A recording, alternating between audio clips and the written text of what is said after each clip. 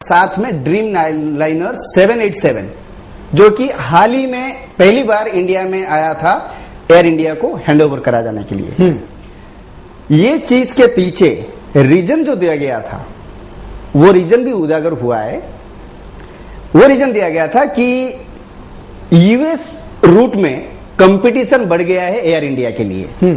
एक बहुत ही जो आप कह सकते हैं बिजायर रीजन है। इस रीजन का कोई वैल्यू ही नहीं है।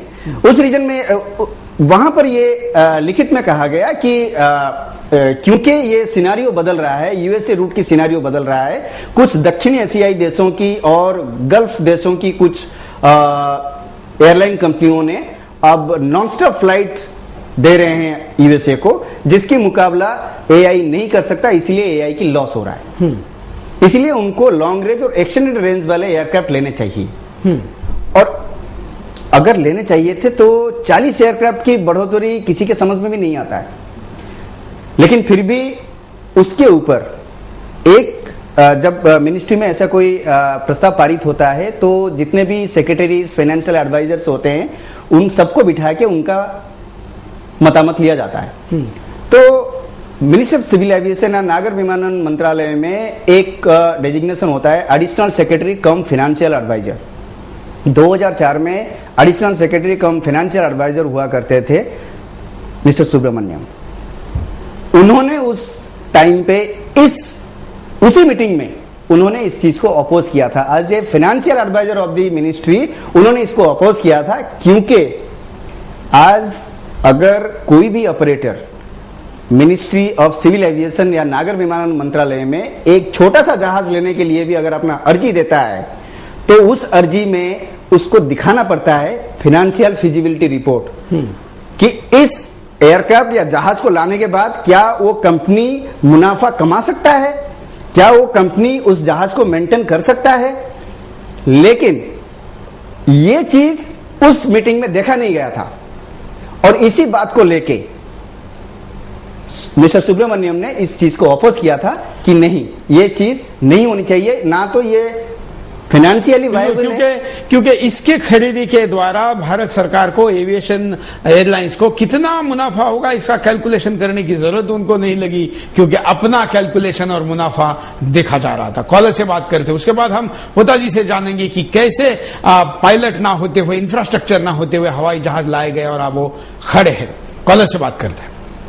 नमस्कार। हाँ सर, मैं नारायण सिंह बोल रहा हूँ केरला से। हाँ सर, ये जो प्रफुल्ल पटेल का आप बता रहे हैं, खाली प्रफुल्ल पटेल की बात नहीं है सर, इसके अंदर पूरी कांग्रेस ये घोटालेबाज है।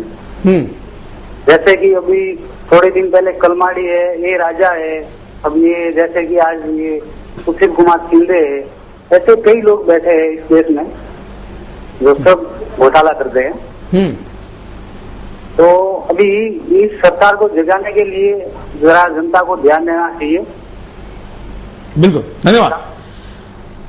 वैसे तो करप्शन करने वालों के चेहरे, नाम और संख्या बहुत बड़ी है, लेकिन हम उस विषय के मुखिया को लेकर ही आपके सामने आ रहे हैं और इसलिए प्रफुल्ल पटेल एविएशन के तब के मुखिया के नाते हम उनके ऊपर ये बात कर रहे हैं। और एक कॉलर से बात करते हैं। ठीक, नमस्कार।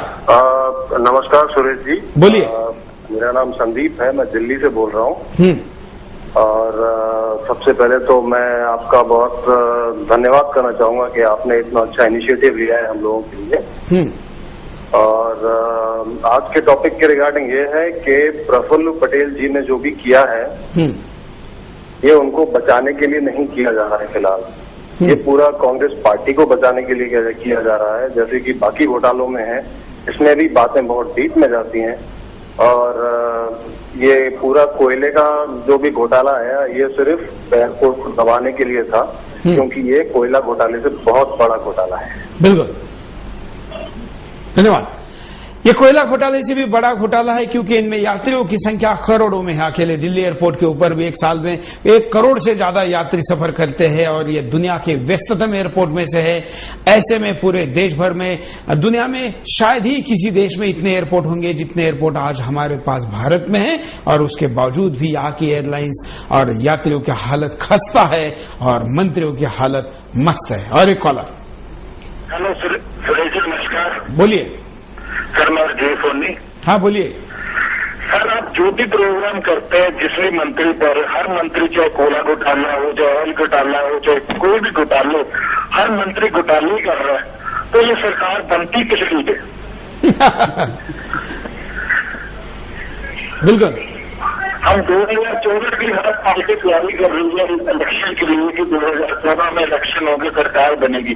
तो सरकार के काम तो घोटाले, आज बड़ी बड़ी कंपनियां हाईवे बना रही है और मन चाह टोल टैक्स ला रही है। बिल्कुल। और देश में वोलमार्ट अपना ये आ रही है, विदेशी कंपनियां हमारे देश में किराना स्टोर खोल रही है और प्राइवेट कंपनियां एयरपोर्ट चला रही है। तो सरकार सिर्फ घोटाले के लिए रहेगी हमारे देश में। बिल्कुल।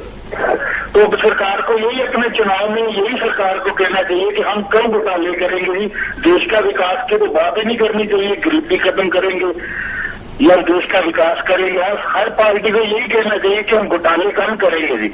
और फिर भी हम भ्रष्टाचारियों को वोट करते हैं। दल कौन है क्या है देखते नहीं, और अपनी जाति के आधार पर, भाषा प्रांत के आधार पर, धर्म के आधार पर वोट करते हैं। और ऐसे में भ्रष्टाचारी सत्ता में बैठने के बाद केवल एक धर्म निभाते हैं, और वो है लूटो लूटो और लूटो। देश को लूटकर कंगाल बनाने के लिए अब कुछ कसर नहीं छोड़ी है। आकाश से लेकर पाताल तक हर जगह भ्रष्टाचार है। आकाश का ये सबसे बड़ा भ्रष्टाचार हम आपके सामने लेकर आए हैं, जो दुनिया के किसी भी देश पर इतने बड़े पैमाने पर नहीं हुआ है। हम होता जी के पास दोबारा चलते। होता जी, और इस हमने कहा कि इतने एयरक्राफ्ट लिए गए, तो उसका आगे क्या हुआ? जी देखिए, एयरक्राफ्ट लेने से पहले इंफ्रास्ट्रक्चर की जरूरत होती है। कहाँ पार्क होगा, कहाँ उसकी मेंटेनेंस होगी। एक जहाज के लिए कम से कम अगर इंटरनेशनल रूट पे चल रहा है, कोई शेड्यूल जहाज है, बड़ा जहाज है, तो उसके लिए कम से कम 9 पायलटों की एक टीम होती है, जिनमें कमांड पायलट कम से कम 2 होते हैं या 3 होते हैं, क्योंकि उनका रोटेशन बेसिस पे चलता रहता है। अकॉर्डिंगली इंटरनेशनल रूट पे आपको एक्सपीरियंस पायलट को लेना होता है। तो ये जो भी एक को पायलट, अगर एक एक्सपीरियंस को पायलट अगर आप लेंगे जो कि इस तरह की जहाज को उड़ा सके, तो उसका भी मंथली जो सैलरी है वो कम से कम 4 लाख रुपए की आती है। कमांड जो फ्लाइंग करते हैं, जो मेन पायलट होते हैं, उनकी सैलरी 7 लाख से नीचे तो आप सोच भी नहीं सकते। इसके अलावा उनकी और फैसिलिटीज होते हैं। हर जहाज के लिए जहां जहां वो जाएगा वहां पर आपको एक एक हब बनाना पड़ता है। वहां की एक एमआरओ होता है, क्योंकि आप हर जगह जाके एमआरओ नहीं खोल सकते, मेंटेनेंस ऑर्गेनाइजेशन नहीं खोल सकते हर एयरपोर्ट पे, क्योंकि आपका जब जहाज जब बाहर किसी देश में जा रहा है, तो उस देश आपको हर जगह पर, आपको हर एयरपोर्ट पे आपके कैरियर को मेंटेनेंस हैंगर बनाने की परमिशन देगा, ऐसा कोई प्रावधान नहीं है।